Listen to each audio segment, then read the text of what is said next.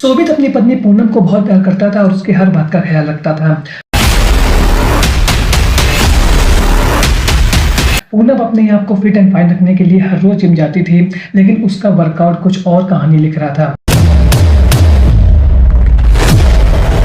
22 अप्रैल को जब पूनम जिम से घर वापस आई थी तो उस समय घर में कोई भी नहीं था और यह इस कहानी का लास्ट टर्निंग पॉइंट साबित होने वाला था।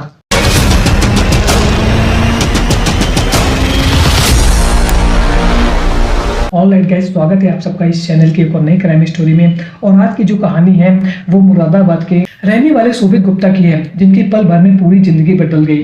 तो वीडियो बहुत इंटरेस्टिंग होने वाला है। यदि आपको वीडियो पसंद आए तो वीडियो को लाइक और चैनल को सब्सक्राइब जरूर कर लें, क्योंकि ऐसे इंटरेस्टिंग और रियल कहानियां मैं आप लोगों के लिए हर रोज लेकर के आता हूँ। मुरादाबाद की डबल फाटक वाली गली में शोभित अपने परिवार के साथ में रहते हैं और वो स्क्रैप का व्यापार करते हैं।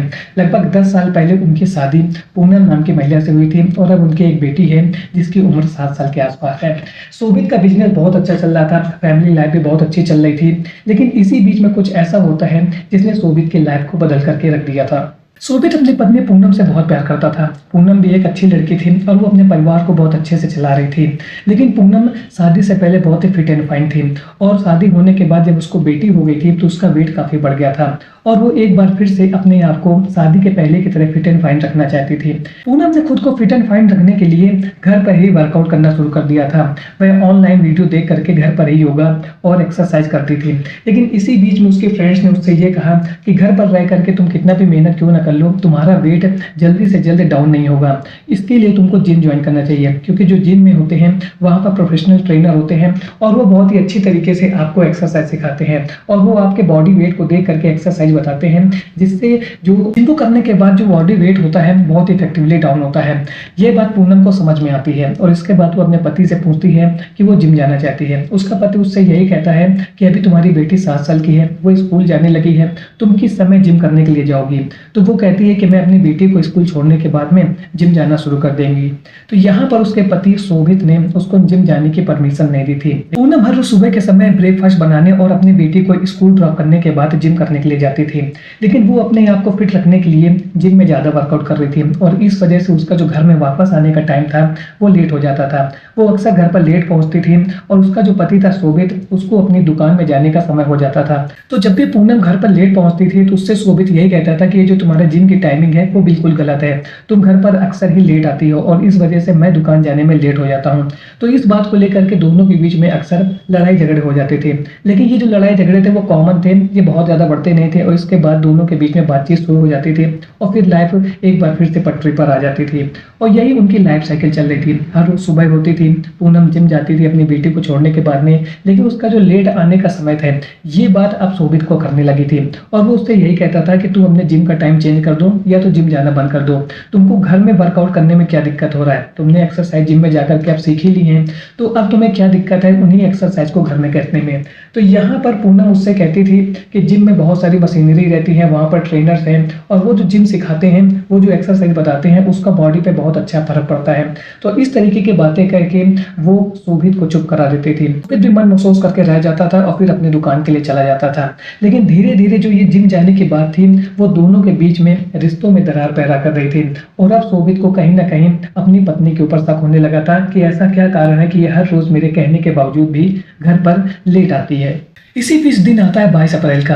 22 अप्रैल को सुबह के समय एक बार फिर से जिम करके पूनम घर देरी से लौटी थी कि वह घर से नाश्ता किए बिना ही चला जाता है और जब देर से वो घर अपने वापस आता है तो घर के अंदर का मंजर देख करके दहल जाता है। उसके घर का जो मेन गेट था वो खुला हुआ था। वह गेट खटखटाता है लेकिन गेट खुल जाता है। वह सीधे कमरे के अंदर चला जाता है, अपने शूज रिमूव करता है और कपड़ों को एक साइड में रख करके जैसे ही अंदर वाले कमरे में पहुंचता है तो देखता है कि वहां पर पूनम बेड पर पड़ी हुई है। फिर पूनम के पास में पहुंचता है और उसको हिलाता है, उसको चेक करता है कि कहीं उसको कुछ हुआ तो नहीं है। तो उसे पता चलता है कि उसके सर पर गहरा जख्म है। उसको ऐसा लगता है कि शायद पूनम घर के अंदर अकेली थी और काम करते टाइम पे उसका पैर फिसल गया है, जिसकी वजह से उसको हेड इंजरी हो गई है और वो बेहोश होकर के बेड में गिर गई है। लेकिन जब वो पूनम को चेक करता है तो उसके शरीर में किसी भी तरीके की कोई हलचल नहीं थी। वो तुरंत पुलिस को इन्फॉर्म करता है और फिर अपनी पत्नी पूनम को अस्पताल में ले जाने के लिए निकल पड़ता है। लेकिन अस्पताल पहुंचने पर डॉक्टर बताते हैं कि ये ब्रॉड डेथ है, अब इसमें जान नहीं बची हुई है। और इसी बीच में पुलिस की टीम भी वहां पर पहुंच जाती है। पुलिस की टीम उससे पूछताछ करती है तो वो पूरी कहानी बता देता है।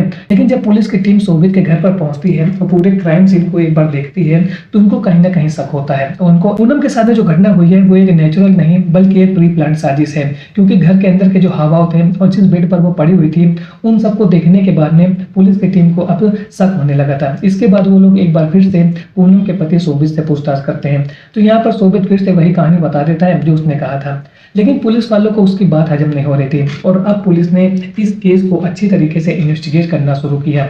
पुलिस की टीम ने शोभित से बातचीत करने के बाद में उसके आस पड़ोस के लोगों से पूछताछ किया और इसी बीच में वहां पर रहने वाले एक शख्स ने बताया कि उन्होंने शोभित को घर से शाम के समय जाते हुए देखा है। जब पुलिस को ये बात पता चलती है तो अब जो उनका शक था वो 100% सिक्योरिटी में बदल चुका था, क्योंकि पुलिस को यह लग रहा था कि जो पूनम के सामने घटना हुई है वो एक नेचुरल नहीं है बल्कि वो प्री प्लान साजिश टाइप की लग रही है, यानी कि इनके बीच में कुछ झगड़ा हुआ और उसके बाद में इस तरीके की घटना को अंजाम दिया गया है। जब ये बात पुलिस की टीम एक बार फिर से शोभित से पूछती है और उससे कहती है कि तुम झूठ बोल रहे हो और तुम्हारे घर से जाने के समय तुमको किसी ने देखा है और ये बात हमको पता चल गई है। तो जैसे ये बात शोभित को पता चलती है वो घबराने लगता है और इसके बाद में उसने जो कहानी पुलिस के सामने रखी उसको सुनकर के आप भी हैरान हो जाएंगे। यहाँ पर शोभित ने बताया कि वो अपनी पत्नी पूनम से बहुत ज्यादा प्यार करता था, उसकी हर एक इच्छा को पूरी करता था, लेकिन उसे अपने पत्नी का जिम जाना पसंद नहीं था, क्योंकि आए दिन वो पेपर में और कहीं ना कहीं न्यूज से इस बात को सुनता है कि कैसे जिम में रहने वाले ट्रेनर जो लोग हैं वो किस तरीके से महिलाओं को बरगलाते हैं, फुसलाते हैं। और इसके बाद बहुत सारी कहानियां खुल करके आती हैं कि कैसे जिम ट्रेनर के इश्क में पड़ करके पत्नी ने अपने पति के साथ में ये घटना को अंजाम दे दिया। और बहुत सी कहानियां तो ऐसी हैं कि पत्नी अपने पति को छोड़ करके भाग जा रही हैं। और ऐसी कहानियों को सुन करके मेरा भी मन बहुत ज्यादा घबराने लगा था। मुझको भी ऐसा लगता था कि कहीं पूनम भी किसी के चक्कर में ना पड़ जाए और मुझे और मेरी बेटी को छोड़ करके यहाँ से चली जाए। मैं हर रोज अपनी पत्नी से यही कहता था कि तुम जिम जाना बंद कर दो और घर पर रह करके वर्कआउट करो, तुम्हें जो भी इक्विपमेंट चाहिए मैं तुम्हें यहाँ पर ही ला करके दे दूंगा। लेकिन मेरी पत्नी घर पर वर्कआउट करने को तैयारी नहीं होती थी और उसके ऊपर जिम जाने का जुनून सवार था। वो अक्सर यही कहती थी कि जो जिम में ट्रेनिंग मिलती है, जो फिजिकल एक्सरसाइज करने को मिलती है वो घर पर नहीं हो सकती है। और वह हर रोज जिम से लेट आती थी और उसका जिम से लेट आना मुझे बिल्कुल भी पसंद नहीं था। और ऐसा ही हुआ था 22 अप्रैल को। 22 अप्रैल को मैं अपनी दुकान जाने के लिए तैयार हो रहा था और मैं बेसब्री से वेट कर रहा था पूनम का कि पूनम घर पर आ जाए तो मैं अपना दुकान चले जाऊं। लेकिन वो घर बहुत ज्यादा लेट आई। जब मैंने उससे लेट आने का कारण पूछा तो वो मेरे से झगड़ा करना शुरू कर दिया। मैंने उससे कहा कि तुम्हारे जो जिम जाना है उसकी वजह से मैं अपनी दुकान जाने पर लेट हो जाता हूँ, लेकिन वो कोई बात सुनने को तैयार ही नहीं थी। हमारे बीच में आपसी बातचीत से शुरू हुआ झगड़ा धीरे धीरे विकराल रूप ले लेता है और मुझे बहुत ज्यादा गुस्सा आ जाता है। और इसी गुस्से में मैंने शटर खोलने वाले हथौड़े से पूनम के सर पर वार कर दिया। मुझे इतना ज्यादा गुस्सा आ रहा था कि मैं ये बिल्कुल नहीं सोच पाया कि मैंने क्या कर दिया है। मैंने एक बार जैसे ही उसके ऊपर वार किया वो बेहोश होकर के बेड पर गिर गए और इसके बाद मैं लगातार उसके ऊपर तब तक वार करता रहा जब तक उसने इस दुनिया को नहीं छोड़ दिया। और जैसे ही मुझे इस बात का एहसास हुआ कि पूनम अभी दुनिया में नहीं है तो मैंने घर से भाग जाने का प्लान बनाया। लेकिन फिर मुझे अपनी बेटी का ध्यान आ गया और मुझे ऐसा लगा कि यदि मैं घर से भाग जाऊंगा तो फिर उसका ख्याल कौन रखेगा। और इसके बाद मैंने अपने आप को बचाने के लिए एक के बाद एक मैं प्लानिंग करने लगा और फिर मैंने शाम के समय तक का वेट किया। मैंने अपनी बेटी को स्कूल से ही अपने रिश्तेदार के घर भेज दिया और फिर मैं शाम का वेट करने लगा। जैसे ही शाम हुई मैंने पूनम को अस्पताल में ले जाने का बहाना बनाया और फिर आप लोग को इन्फॉर्म कर दिया। लेकिन यहाँ पर जब वो घर से बाहर जा रहा था तो उस समय उसको किसी व्यक्ति ने देख लिया था और उसने इस बात की गवाही दी। शोभित के पूनम को अस्पताल में ले जाने से पहले उसने शोभित को घर से बाहर निकलते हुए देखा था और यही टर्निंग पॉइंट साबित होता है इस केस का। तो आज के वीडियो में आपने देखा कि कैसे एक पत्नी की जान केवल इस बात को लेकर के चली गई कि वह जिम में जाती थी और उसका पति उसके ऊपर शक करता था।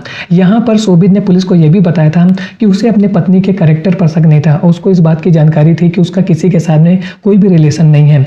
लेकिन वो अपनी पत्नी के जिम में जाने को लेकर के बहुत ज्यादा चिंतित था और इसी वजह से उसको ऐसा लग रहा था कि आने वाले समय में कहीं उसकी पत्नी भी उसको धोखा न दे दे और फिर उसने इस तरीके की घटना को अंजाम दे दिया।